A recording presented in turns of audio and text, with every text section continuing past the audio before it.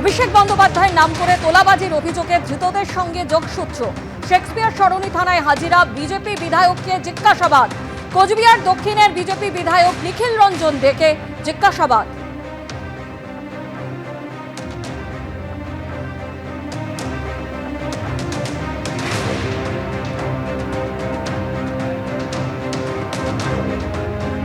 নজর রাখবো পরের খবরে। কবে হবে রাস্তা? গ্রামবাসীদের প্রশ্নের মুখে উত্তরবঙ্গ উন্নয়ন মন্ত্রী ও কোচবিহারের তৃণমূল সাংসদ।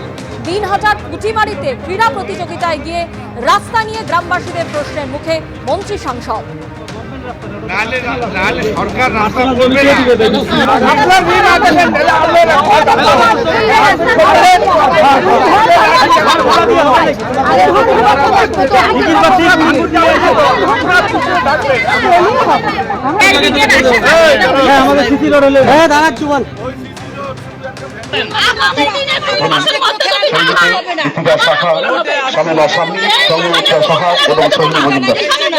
কি হয়েছে, কি বিষয়ে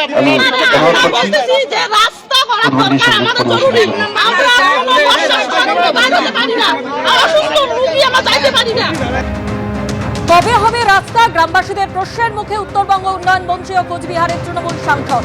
দিনহাজার পুঁটিমারিতে ক্রীড়া প্রতিযোগিতায় গিয়ে রাস্তা নিয়ে গ্রামবাসীদের প্রশ্নের মুখে মন্ত্রী সাংসদ।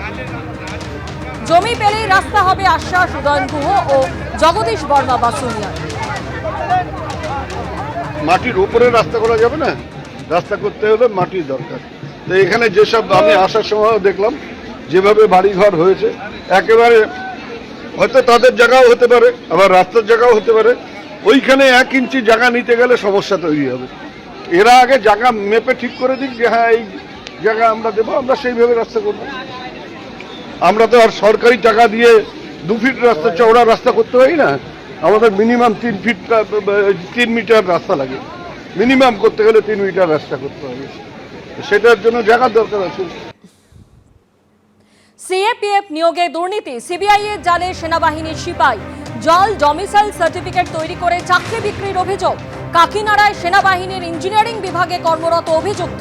ধৃত মহেশ চৌধুরীর অ্যাকাউন্টে 1.5 কোটি টাকার হদিশ সিবিআই সূত্রে খবর। হাইকোর্টের নির্দেশে সিএপিএফ নিয়োগে দুর্নীতির অভিযোগের তদন্তে সিবিআই।